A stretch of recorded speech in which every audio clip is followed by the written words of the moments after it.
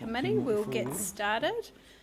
I'd like to welcome Paulina and Dean, who are going to do a presentation which will step us through a bit of a summary of the next three papers. So how we're going to manage it is we'll get a presentation that will cover the next three, as they're quite interlinked, and then we'll do questions at the end of that, and we can flow through as we go through the resolutions on each as well with any further questions. So over to you, Dean. Can we get that presentation, please? Oh yeah, just over to our governor. Oh, perfect. Here we go. Urban growth update.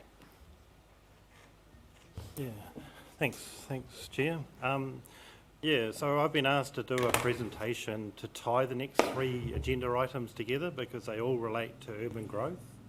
Maybe just pull this a bit closer for us, Dan. They are distinct papers, so justify having separate reports on each of them, but they are kind of linked together. So those papers cover off a housing capacity assessment, a spatial picture, and rezoning of land through the draft district plan becoming a proposed district plan.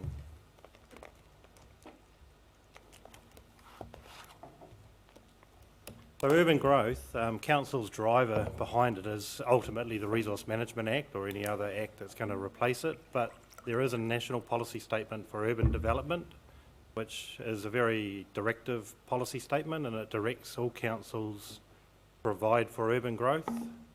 It does have a hierarchy of councils. The big metropolitan areas have more responsibility for urban growth. So that'd be Auckland, Hamilton, Wellington, Tauranga, Christchurch. But we're a Tier 2 authority, and we have responsibilities under that national policy statement on urban development as well. So the National Policy Statement requires councils to assess what demand there is for housing for a whole 30-year growth horizon looking into the future. And that's broken down to a short, medium, long-term bites of things. So short-term covers a 3-year profile, medium-term 10 years, and the long-term goes out to the 30-year horizon. So the MPS asks, where is the land available to meet that demand? So councils need to demonstrate that they have options for where we can cater for the 30-year growth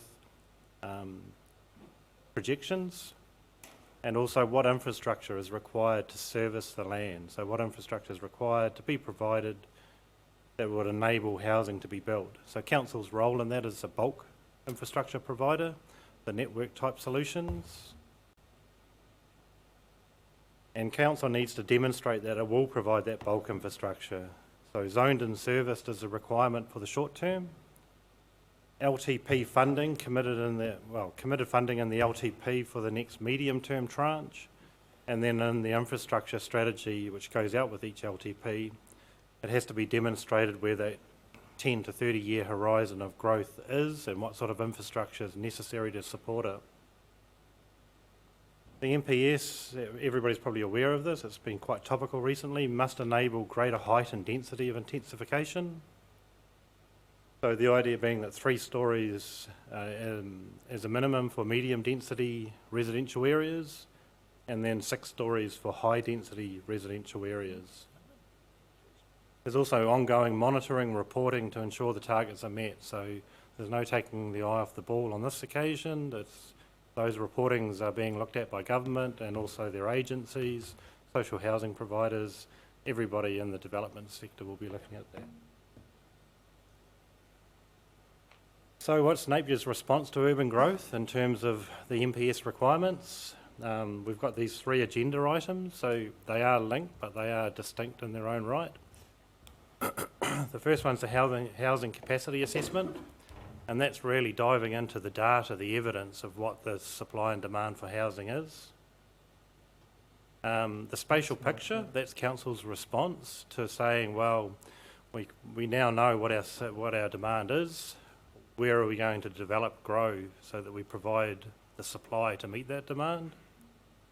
And then the final piece of the puzzle is at agenda item 7, which relates to notification of a proposed plan, and that it enables growth to occur through a rezoning.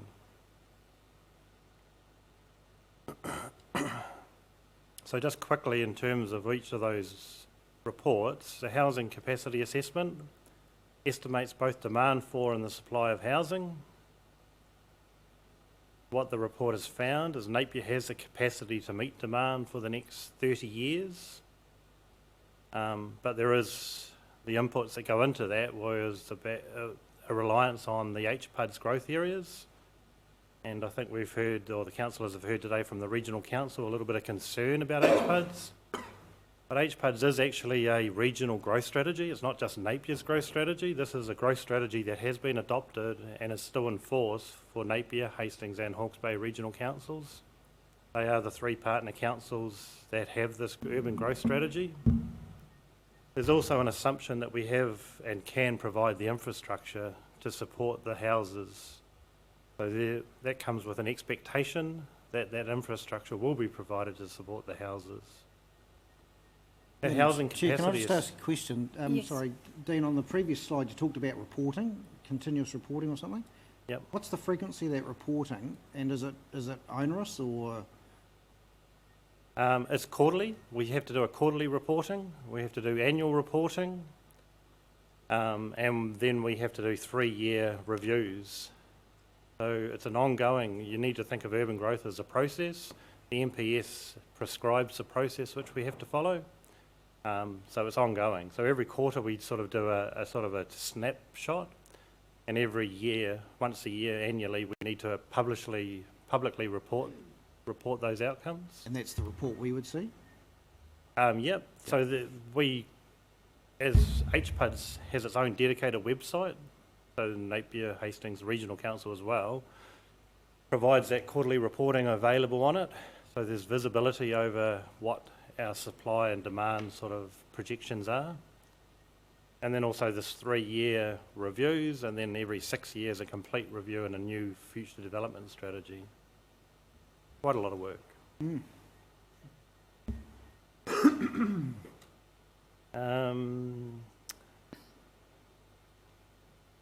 So in terms of the housing capacity assessment, it's identified a bottom line for houses for Napier, and it's determined that Napier needs to provide 3,200 houses, new houses, over the next 10 years. The 3,500 figure is a sort of a more of an aspirational target, where we've actually, because the housing capacity assessment hasn't been able to quantify our existing latent demand, what shortfall exists in supply of housing at this point in time to meet existing demand.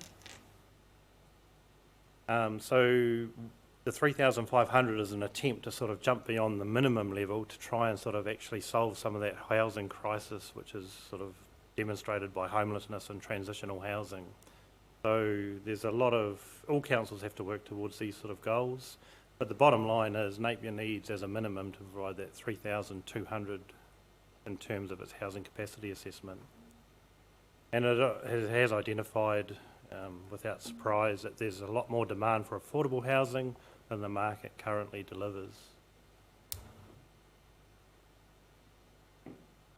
So the spatial picture is where we're actually looking to provide growth. So the spatial picture is a document which has just grabbed all our options in terms of where we can accommodate growth.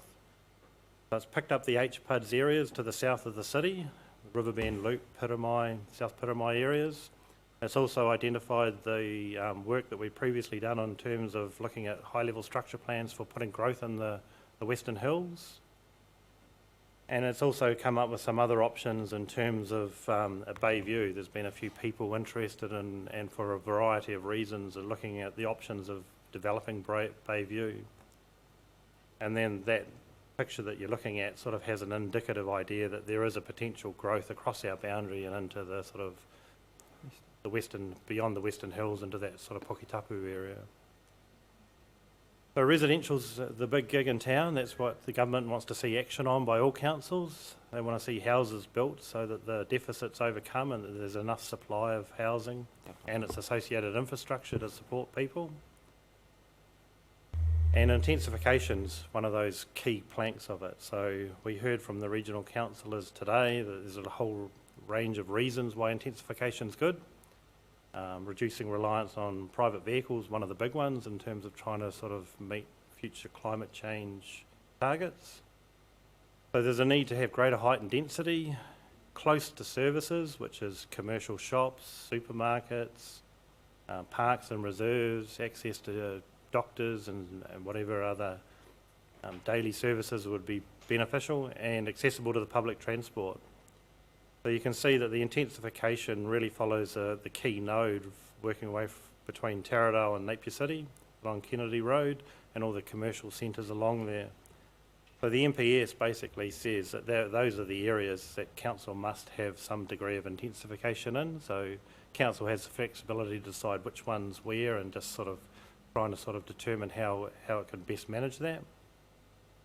And then we still need to provide greenfield growth options. There's no get out of jail card free on the greenfield.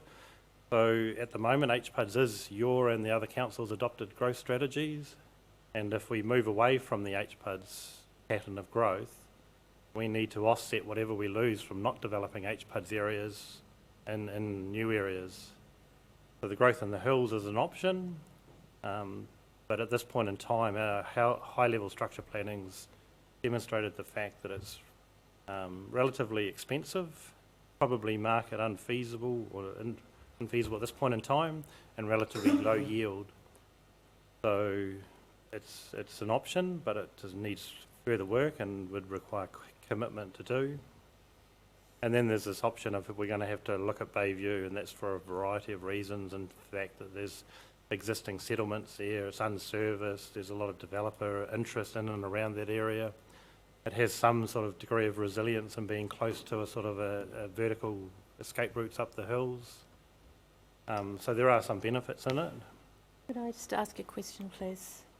Thank you, Madam Chair. Just HPUDs, it does mention, Dean, in the paper that HPUDs being replaced by the future development strategy part of the regional spatial plan. So will HPUDs sort of be absorbed into that? I mean, it's what we've got now, isn't it? But it's going to be different or bigger, or I just wondered what the difference was. Yeah, so the repeal of the Resource Management Act and the introduction of replacement acts to replace it requires a regional spatial strategy, so working at a regional level beyond just a sub-regional level that HPUDs currently deals with. But HPUDs is a future development strategy, and that's what the MPS requires. So HPUDs is a starting point for looking forward. It may not be the pattern that necessarily gets adopted into the future development strategies, but it's certainly the starting point, because HPUDs has already passed the first thresholds of demonstrating the fact that there is potential residential development options in that pattern that the community and all the stakeholders have agreed to. So some of the Save Our Soils people have said, well, we're comfortable with HPUDs developing, and that's just one sector group, but we don't want any more expansion onto the plains. So it's a good starting point. It may not necessarily be the end point, but it certainly will feed into any future iteration of HPUDs or whatever its next iteration is. So remember I said that it's more about of a process, urban growth. It's not a point in time. So we've got a big housing capacity assessment. It's a big technical report. It's just like one of the first step in a long journey, to be honest. And we do have some next steps that are required under the MPS. So those housing bottom lines need to be inserted into both the regional policy statement and also our district plans. The housing capacity assessment has to be made publicly accessible, so all the developers, social housing providers, everybody's going to be looking at that document to determine what the demand in Napier is and what our supply options are. Talked about that monitoring program, and we need to then also start looking at a business capacity assessment. So the housing was the first priority, but within 2 years we need to come up with another equivalent document which demonstrates our demand for both commercial and industrial land, and also the supply options available.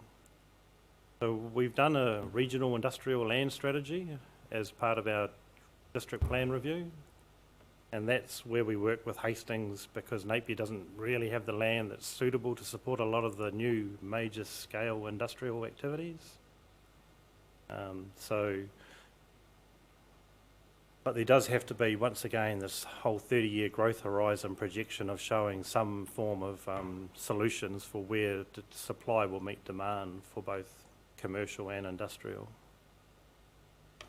And then the spatial picture, the agenda item 6, the spatial picture is a document in itself, and it's showing the idea and options available for where we may provide growth within Napier.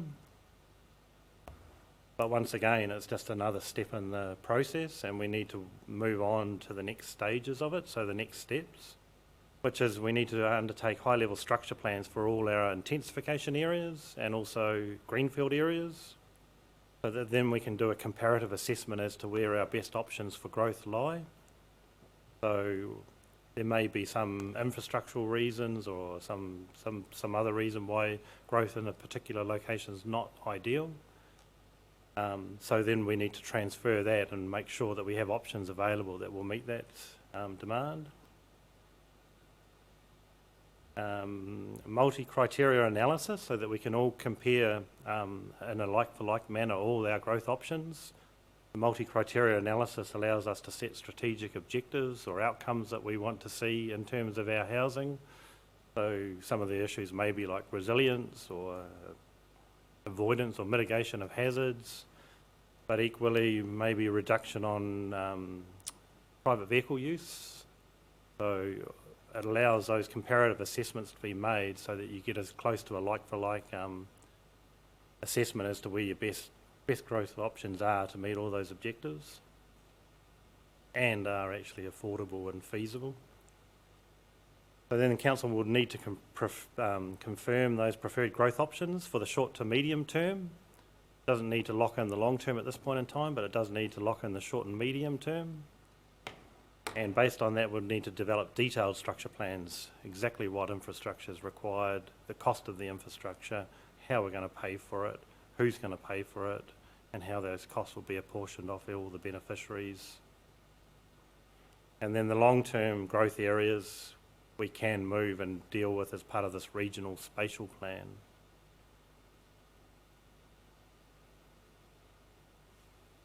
So the district plans, the final piece of that, or the third item, urban growth item, the proposed district plan, and that's the vehicle, the regulatory tool to sort of provide for the short and medium term priority areas.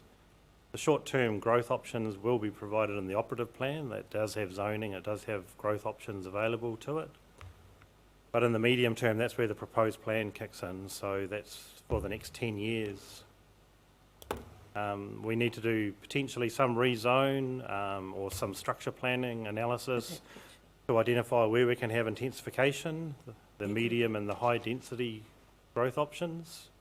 So the higher density is obviously closer to the town centres, potentially around, and what that map shows Taradale, the yellow parts are there are the high density residential growth areas.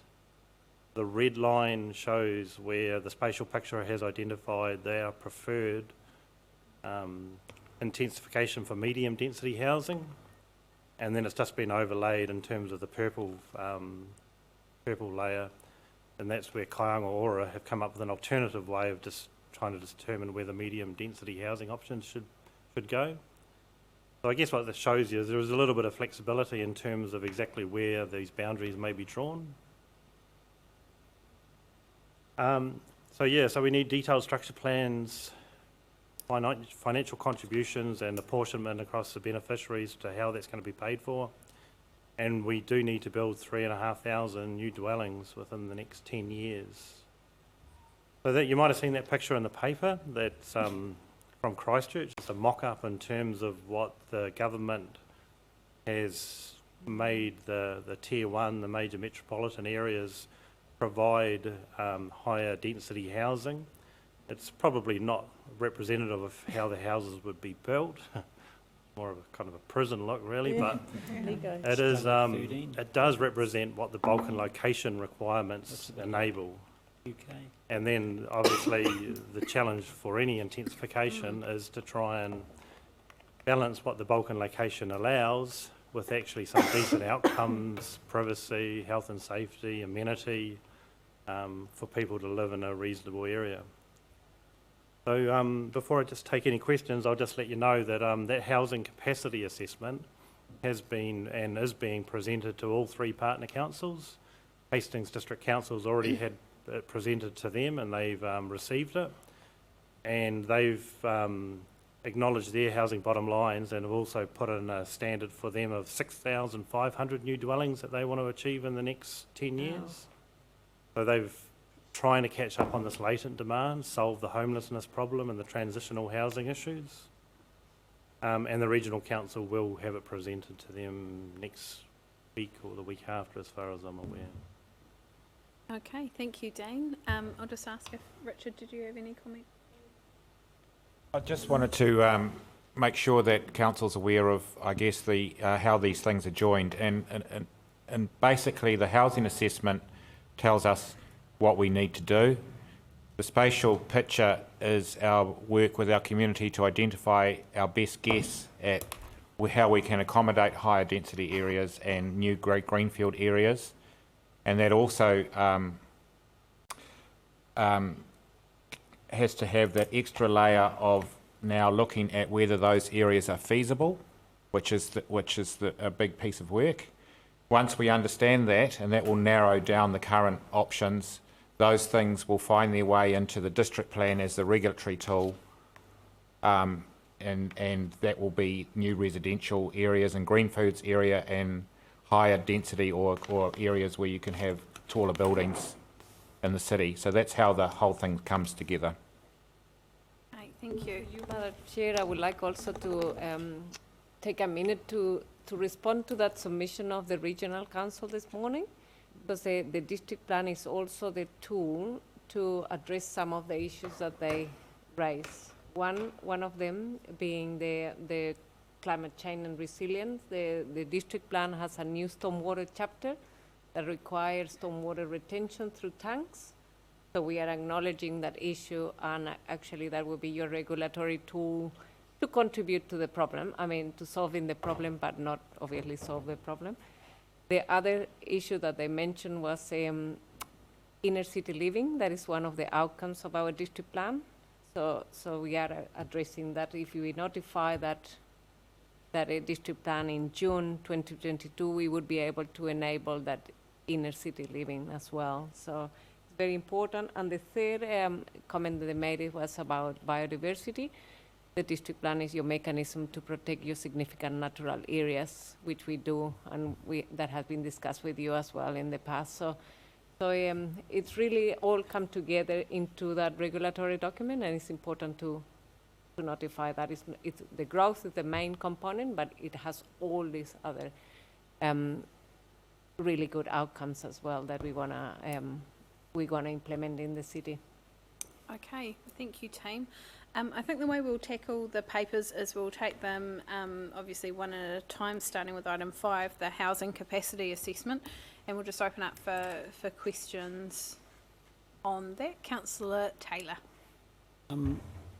Mine is a question about not so much the planning and the assessment. How many new houses are currently built in any one year? Because on this basis, we're looking at 320 per year for 10 years. So how many are currently done? What's the capacity and ability to actually meet that target? Or are we just setting a target that isn't attainable? So development's dependent on economic drivers, so it does vary over time. When we've had sort of our last sort of financial crisis type periods, traditionally Napier was delivering around 150, 170 odd houses during those depressed times. The figure would probably be more around the 250 houses, but actually it's increasing. If the land's available, there is more houses being built. And when you get these apartment buildings, if you remember the West Quay, all of a sudden there's big lumps of houses come onto the market. So if you're looking at the moment, I'd say 250 we can reasonably easily cater for, and Napier has been demonstrating that it can. So we're talking about the 320 to 350, but with those intensification goals, apartments, higher living, there is opportunity to sort of get a lot more houses, smaller footprints, smaller land used to support more houses. So I think it's feasible. And we also work as a regional market primarily with Hastings, and as I say, they're sort of setting a target more around that 600 houses. So there is an ability to do it. I can't remember the last part of your question. Just capacity, and obviously, COVID's the product is currently not available. So how long that will impact, we don't know. No, the macro issues are the big ones in terms of impacting directly on the housing market. But what council needs to do is continually have a pipeline of land available to support housing and the infrastructure to support those houses. So it does, and it's easier to actually slow down development, planning and building rather than trying to ramp it up quickly. So it does make sense to actually set the bar high and try and meet that target, because it's easier to try and to slow it down than to actually start up from a standing position or a very slow moving position. Thank you. Thank you. And Mayor Wise. Thank you, and thank you, and through the chair. The analysis is showing that the market is likely to provide less affordable housing than we require. What steps are we taking, or are there available to us, to try and close that gap and ensure that we do actually try to provide the level of affordable housing that is indicated we're going to need? So I guess the market's delivering supply for houses at the moment. They're all being bought up. There's no houses sitting around vacant. So, but what it's not delivering is the sufficient supply to meet demand for affordable housing. So there's no easy answer for affordable housing. It's not council's specific role to do it on its own. It does rely on a lot of other participants. So there's a lot of work with social housing providers to try and sort of leverage off government funding to help with the cost of infrastructure to build more affordable housing and target it to particular sectors of the market. We have iwi authorities trying to developing their own housing providers and looking at targeting housing for their own people. And the other thing that council can do is to make sure that it's not providing impediments in terms of its planning provisions that sort of end up with less affordable housing. So as we've discussed, I think in the earlier workshop with the regional councils, we don't have a minimum lot size for subdivision in Napier. So the ability to build small housing exists. We want to have the option for building terrace housing without impediments in terms of consenting requirements. So we're trying to sort of create a planning framework which actually doesn't just end up in the single house, a 300 square metre house on a 500, 600 square metre section, which ultimately becomes relatively unaffordable. But the council itself can only provide the framework to do it, and then it's up to people to exercise those options and to seek other people's help, partnership arrangements with government or social housing providers. Thank you. Might come back to you. Just a comment from Richard. I think you had something you wanted to mention, and then Councillor Bob. Yeah, I think I just wanted to reiterate what Dean's saying, is that our role in this is kind of to make it as easy as possible for the right kinds of development to happen. We are not responsible for providing affordable houses ourselves or the houses. That is up to the market to provide. And as has been pointed out, there are many constraints in the market beyond what we are able to do in the planning one. There's building supplies, there's the number of people that are around to build the houses, there's all sorts of things, finance. So we have a part to play, and that part is, as Dean describes, is very much in terms of making it as easy as possible for the right kinds of development to occur over the short and medium and long-term period. Thank you, Richard. Councillor Bowe. Yes, thank you. Through you, Madam Chair. One of the issues I've seen come to the fore in Wellington, for example, is the tension conflict between heritage housing, which is often in a city or close to the city centre, and multi-unit developments. So decisions have to be made, I guess, at our governance level of what is allowed where. And so how does that happen and when will it happen? Will we allow 6-storey development blocks next to heritage houses? How do we work that? So the NPS, National Policy Statement for Urban Development, specifically removes amenity as a reason for refusing intensification areas. As it says that the existing amenity is one amenity, and once you build new houses, it'll have a new amenity. So the ability to sort of refuse consent based simply around amenity considerations is significantly reduced under the NPS. But having said that, council needs to decide, and ideally needs to front foot it and lead the issue so that we can actually put the intensification areas in a place that we're most comfortable with, where the infrastructure's available, where it's the most affordable, it's the most beneficial in terms of allowing people to access public transport and all those services.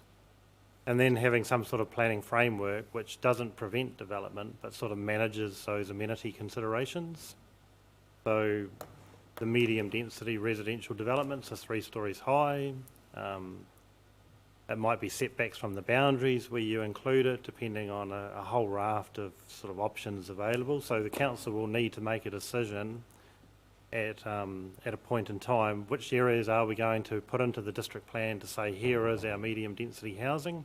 There will have to be compromises made. There will have to be some awareness and acknowledgement that there may be impacts in terms of individual property owners and properties. But it has to lead that, lead the planning framework. Otherwise, the market can come in, use the same NPS, the same national policy statement to provide its version of what it sees as a means to meet demand. So supply housing which may not necessarily achieve the best outcomes. The council does have a role in leading it. It's in charge of its own district plan, but it just has to be careful to get the balance right, that it doesn't frustrate the ability to develop houses. Yeah. So just to clarify, Dean, Councillor Bogue's question, if she's looking for a gateway around when that decision is made around prioritising heritage areas over intensification, that's at the district plan stage. Yeah, so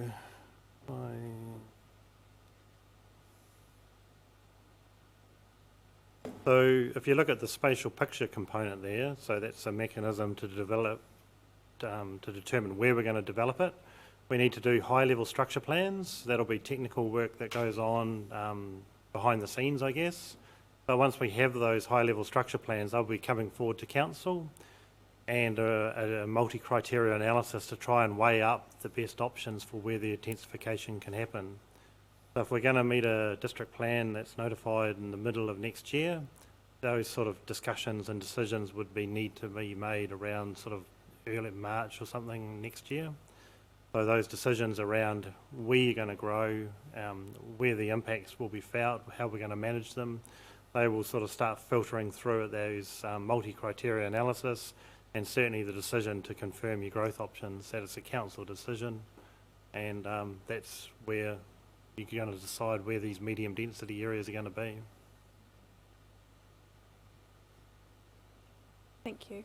Then the next part of it, sorry, just to follow on, Madam Chair, the detailed structure plans, we dive off and do a bit of technical work around that again, come up with the actual specific infrastructural solutions to support the housing. And then when it's put into the district plan, there will be another opportunity just to reconsider and make sure you're comfortable with what's happening and where it's going. Thank you. So if I can just add, the multi-criteria analysis will have those kind of trade-offs in there between, and once that part of it, once we understand that, it'll come clear which ones are the best options to go to, and those will be considered by council to be put into the district plan. Thank you. Do I have any further questions for the housing capacity assessment paper? If there is none, could I ask for a mover of the officer's recommendations that we receive, note the contents, note the bottom lines, and note the spatial picture process. Moved by Councillor Bogue and seconded by Councillor Simpson. Do either of you wish to speak? No comment from Maxine? No, I'm out. No. Anyone else wishing to speak to this item? There being none, I will put the motion. All those in favour, please say aye. Aye. Any opposed? Carried. Thank you, Dean. We'll now move on to the feedback on the spatial picture. And we'll ask Catherine Rayburn to join us on the spatial picture. Was that still the plan?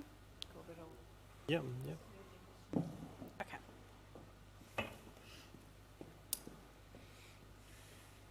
Well,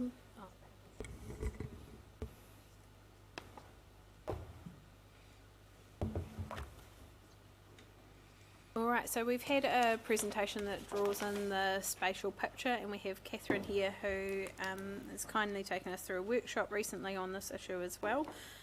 So if we have any questions on the report, which is to receive and adopt the recommendations and endorse the next steps for the spatial picture, I'll open that up to any questions. Mayor Wise. Thank you, through the chair. One of the concerns we've had raised about some of the areas that have been identified for future growth is the tsunami risk. So as part of the criteria assessment, that I'm assuming will be one of the things that considered, and some potential mitigations in those areas so that we could still consider growth there? Yes, so when we undertake the high-level structure plans, part of that exercise will be looking at any mitigation options, how to improve evacuation routes, etc. And then that will feed into the multi-criteria analysis, and one of those criteria will be around resilience to natural hazards, including tsunami. Thank you.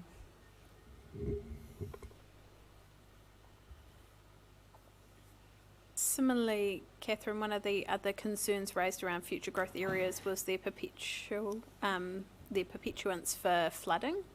I wonder if you had any comment on that as well. One big component of the high-level structure planning process is looking at infrastructure requirements. So we have our existing 30-year stormwater management plan, and as part of the structure planning exercise, we would look at what additional infrastructure would need to be in place to facilitate growth in each of those structure plan areas. That considers the effects of climate change, so increased high-intensity rainfall events as part of the scope of that work. And again, the multi-criteria analysis will include resilience to flooding effects as one of the criteria. Thank you. Could I just follow up just briefly? So the high-level structure planning is looking at future growth options. There is still an opportunity to cast our eyes back and look at our existing services and whether, in providing for future urban growth, we can actually improve infrastructure for existing dwellings. So there is an opportunity to see if there's to see whether we can combine improvement for existing dwellings with suitable infrastructure and mitigation of hazards, if you like, for the new ones. Thank you. That's a good point. Councillor Bogue? Dean, Hastings has what's called a place-based strategy, and I'm wondering if we are able to get involved in something like that. It seems to be quite a successful way of looking at the overall housing situation in their region. Through you, Chair. So my understanding is Hastings is a pilot model in terms of partnering with government, central government and agencies and social housing providers to do sort of place-based recognition of the housing needs for different communities and localities. So my understanding is we've been trying to do something similar with some of those government agencies, but we haven't been able to get a formal agreement signed.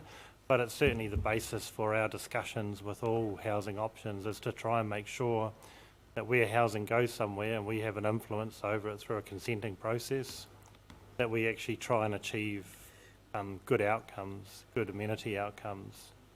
So place-based planning's been around for a long time as well. So place-based planning is a zoning pattern that actually recognises the existing character and amenity of an area. So we've, under our draft plan, develop these residential character areas, and rather than doing whole suburbs, we've just sort of done a bespoke sort of representative example. So we feel that we're sort of going to have some sort of a precinct areas which actually captures and maintains amenity. But we do know that there is pressure from some of those government agencies to open those areas up for these medium density housing options as well. So it's an issue we're going to be discussing keenly through the draft district plan and through the proposed district plan, and I'm sure the councillors will hear different views on it. But yeah, I guess there's a less legislative support for just protecting character and amenity for that reason alone. Yeah. Okay, thank you. If there's no... Councillor Tapane. Thank you, through you, Madam Chair. So, you have answered this already in part. It comes back to those conflicts around what's happening in the national space to what we're hoping to articulate in our space. So I'm cognisant that statements were released from central government around a strong desire, not those weren't their words, but that's clearly their intent, a strong desire to see an intensification within the city boundaries, and the spatial plan seems to indicate where our key corridors are, as the map on the wall suggests, where we are looking to enable that. There was also an implication that the Crown would pretty much, and this is not their words, but these are mine, strong-arm councils to ensure that we make available land for any potential development. And my concern is around the lessons we've learnt from last year's flood, the submissions from HBRC. You've already answered some of these in part. Our climate change, our rising seas, Napier's topography and its vulnerability in some of those areas. So my question is, how much confidence do we have around being able to retain some control over and influence over where we encourage development to happen if, as a council, we want to put a greater emphasis on building out in the ocean or building up on the hills or whatever it is? So how do we maintain that tension? Yes, and you would have seen the government introducing medium density residential standards for all Tier 1 authorities, so those big cities, and that's looking at three houses of 3 stories height permitted with no resource consent across all residential areas in those cities. So they have no ownership of where that intensification can be directed. And Napier is in the fortunate position that we're not a Tier 1 authority, we are Tier 2, and at the moment we still have control over planning and determining the most appropriate locations for intensification. And that's why it's really important to get on with this work, do the high-level structure planning and get some of that rezoning in the district plan so that we can demonstrate to government that we're on top of it, we're listening to the policy direction of the National Policy Statement and responding to it. The risk is if that doesn't happen, then government can, under the proposed bill, introduce those requirements to Tier 2 authorities as well, including Napier. They haven't yet, so that we still have this opportunity to own those decisions. Thank you. Thank you, Catherine. And if there's no further questions from our councillors, I'll ask for a mover of Councillor Simpson and a seconder, Councillor Tapane, the officer's recommendations. Do either of you wish to speak to that? Yeah, I just wanted to comment, and I probably should have acknowledged in the last paper the extreme effort that staff have gone to inform us and take us through this process and explain the pros and the cons in numerous workshops, and made this somewhat more transparent to us so we actually understand what we're looking at and the risks associated with the decision making that we're having. So I just really want to thank the staff for their time and effort and acknowledge that we've still got probably another 18 months ahead of us before this is actually finalised. So I just wanted to acknowledge the staff and endorse the work that they've done and move the resolution. Thank you, Councillor Simpson. Very well said. Councillor Tapane. Tuko. Any further comments from councillors? There being none, I'll put the motion. All those in favour, please say aye. Aye. Any opposed? Carried. Thank you, Catherine. We'll now move on to item 7, the proposed district plan notification, and welcome Paulina. This year, Paulina. which is page 124. Paulina, did you want to make any further comment on this paper? No, I covered it. It was covered in the presentation, and then my comments about the response to the regional council submission. So there is definitely urgency into moving quickly with this process, so we can have a really good district plan that we can use for any future regulatory changes. Thank Put you. us in a good space. One of the things I'm interested, just in quick comment from you, is we were aware there were a couple of chapters of the district plan that were still in work, sites of significance to Maori, and I think some of the SNA work, possibly some of the stormwater work. So just a commentary from you around how that might align with setting us endorsing a date for notification today. Yeah, that's correct. The areas that are still, we're working in parallel with the notification of the proposed district plan is the sites of significance to Maori. So that is a process that has its own constraints in terms of engagement and it's very complex in terms of some of those sites are in privately owned land and also the with the changes with Mana Huriri going through the settlements, there are some concerns about rushing that process. So the approach that we're taking is that we're gonna work in parallel. If we don't meet the deadline of the proposed district plan, it doesn't really matter. What we could do is work around it and maybe notify those sites within the council-owned land, and then move a little bit at pace with iwi and notified at a later date those sites that are in privately owned land. The other area is designation. We're working together with the requiring authorities as well as internal council staff about the designation, and that is a working process which I think that we're going to achieve that date of notification, but again, designation can follow its own process. It is not the end of the world if it's not included in the proposed district plan. The main area of importance or priority is to cater for future growth of Napier, and those areas we want to have them ready by June. Thank you. Just open it up for any further questions on endorsing the notification date for the district plan in this paper. All right, there being none, I will ask for a mover of the officer's recommendation. Happy to move. Happy to move, Mayor Wise, second Councillor Price. Either of you wish to speak? No, I think it's, let's just get on with this. We know that we need to move as quickly as we can, so looking forward to notifying. Thank you. A lot of work to be done. Thank you, Councillor Price. Any further comments? There being none, I'll put the motion. All those in favour, please say aye. Aye. Any opposed? Carried. Thank you, team. Go by the Port Noise thing. And our final agenda paper, item 8, the private drinking water supply fund policy. Welcome Carolyn Thompson to speak to this paper. Kia ora, Carolyn. Thank you. So the purpose of this paper is to adopt a new policy for a publicly accessible fund to support private drinking water supply requirements under the Water Services Act 2001. And the reason for a decision of council today is that all 4 Hawke's Bay councils are proposing to open up the fund on the 1st of December. The Water Services Act of 2021 requires more compliance from councils and water suppliers that provide drinking water to the community. These requirements are set out in the background summary of the report. The 4 Hawke's Bay councils have collaborated on a drinking water supplier project to determine the number and location of private water suppliers in Hawke's Bay and to help them understand what the Water Services Act changes mean for them and the community they provide water to.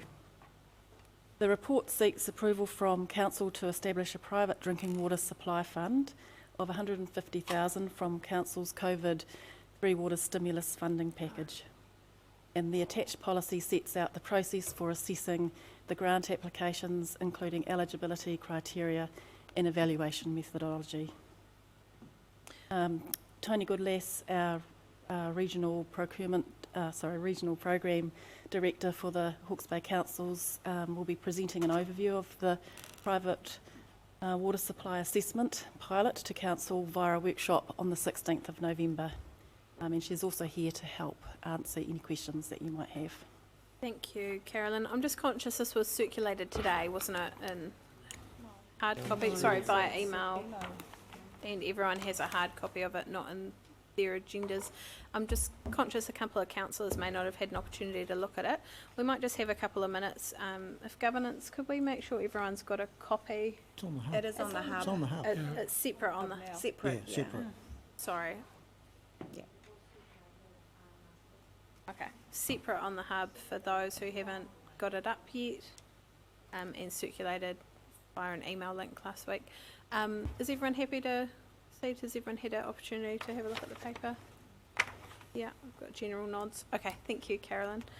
I'll open it up for questions. We'll go Councillor Simpson, Councillor Crystal, Councillor Tapani, and I have one over here as well. Two questions through you, Madam Chair. One is just to confirm this is funds we've already got, so it's not a new fund, and this is a one-off fund, the $600,000, so once it's gone, it's gone? That is correct. So it's part of the stimulus package that we've already received, and it's just seeking, so we've already received the funding, so it's really seeking approval of setting up a fund to be able to distribute. So there's no ongoing financial No, considerations? it's one-off. There, I probably should have also pointed out that that if it's not fully subscribed by the April deadline, we can extend it through to June. Thank you, Councillor Simpson. Councillor Crystal. I've got a couple of questions too. So how many private supplies do we have in Napier? That might be. Yeah, Tony. Tony, kia ora. I'll help Caroline here. So the purpose of the project is to identify that. Oh, okay. Yeah. Under the Water Services Act, there are numerous obligations for councils as well as private water suppliers. The purpose of this project is really understand our obligation to go out and assess the volume, how many, and the quality and risks associated with those private water supplies. So we need to develop a methodology and framework to set ourselves up to be able to deliver on that. So the fund is for the private water suppliers though to apply for? It's an incentive for Yeah. them to engage with us on this project. Oh, okay. So because it says up to 10,000 and we've got 150,000, so that's only 15 It could maximum, be. up, you know, minimum, but yeah, depending on how much they get. Absolutely. That's- There are other pathways that government are looking to establish for funding for private water supplies. Got a $30 million fund for Marae and private water supplies that they're looking to launch in April next year. This is really about our project and giving a small incentive to private water suppliers to engage with us. At the moment, there's a lot we don't know, the volume, where, and some of the issues with those. So how are you going to get hold of them? How are they going to know about this? So the first part of the project, which I'll talk in greater detail next week at our workshop, is first to look at all of our information that we have on systems across the councils, including the regional council, to establish a spatial picture. And from that spatial picture, we'll be looking at those addresses and then contacting those that we could identify as potential private water suppliers for their consent to have conversation with us and potentially undertake some work as part of this project. That's the complex part of the project. Thank you. Councillor Tapani. Kia ora. Through you, Madam Chair. My question is around, probably again, typical fringes. So what types of, what classifies a water supplier? Let's start with that question. A private or a drinking water supplier under the Water Services Bill is someone who provides to another party other than their own domestic self-supply. Okay, so that leads to my next question, which is, will this, I know this is about engaging with these particular members of our community, does this also incorporate people with existing resource consents with water takes where currently they're not using it as to make, say, beverages for sale? It may be used for farm operations or whatever, but they may at some stage choose to use their excess water allocation for water bottling. I know that's happened in the past, so will those components of our community also be captured by this? Potentially, so you've raised a good point. What we're doing at the moment is try to identify and classify the different types of drinking water suppliers. But under the Act, it's about us doing that. The obligation on councils going forward is to undertake a risk assessment of that supplier. So the first thing we've got to do is try and understand where are they, and then how we would categorise them. And so this is the first part. We're doing a sample test of 70 across the region, across as many different categories as we can identify at this stage, and then that will hopefully help us develop the framework for where we go out and do the full region. Thank you, Tony. And my final question would be around what's your rough estimate in either half years or months as to when you might be able to have a clearer definition of who those parties are and how you might assess a water drinker supplier?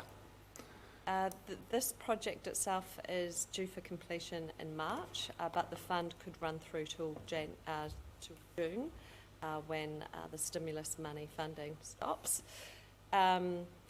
This is an ongoing exercise. It's really, we don't know what we don't know, and we're trying to establish as much information now that will support us and also provide feedback to Taumata Arawai. You know, the legislation's being written, but the practical implications of delivering on those is something that hopefully we can influence through this work. Thank you. No further questions. Thank you. Her Worship. Thank you, through the chair. So just to clarify, this funding is specifically for us to pay out to private water suppliers as an incentive for them to engage in us in this process. Have we received any additional funding to actually cover the costs of our resourcing and the time that we're going to have to spend working on this? There's additional funds that have been made available for this project. So we have we've engaged some support externally to help us with the assessments and the spatial, GIS spatial picture we're putting together. So there's $500,000 worth of funding that has been received regionally for the project itself.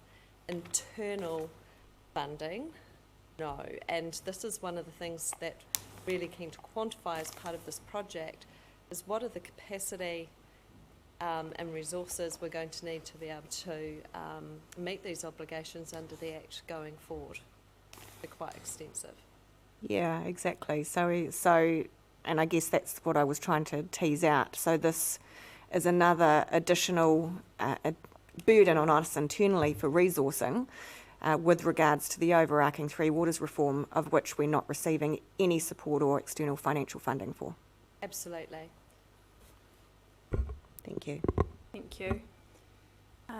If there's Councillor Simpson, I just wanted to supplementary. follow on from Councillor Uppany's question, and that was around how we classify these people. So are these people that have unique water supply who then share it, or are these people that might be connected to the council supply as a developer and then share the water source? We're looking, there's different definitions of suppliers. There are those that... Sorry, Tony, would you pull that mic a bit closer, please? Sorry. For the purposes of this project, we're looking at suppliers who are not connected to council water schemes. Okay. That's resource schemes. Okay. Whether they be registered or unregistered. Yep. Thank you. I'll just ask if I have a mover for the paper. I don't think there's any further questions out there. Councillor Simpson and Councillor Mawson. Do you wish to speak? No, I'm happy. You happy? Councillor Mawson, any other comments on the paper? There being none, I will put the officer's recommendation. All those in favour, please say aye. Aye. Any opposed? Carried. Thank you, ladies. Decision of council. That marks the end of... sorry, a decision of council. It was two. Can I have a mover for a decision of council? Mawson and Tapani. All those in favour, please say aye. Aye. Any opposed? Carried. Thank you. Thank you to the last committee of the year is always a big one, so thank you, councillors. I'll ask for a mover into public excluded. Councillor Mawson, Councillor Crystal, all those in favour, please say aye. Aye. Carried. Thank you very much.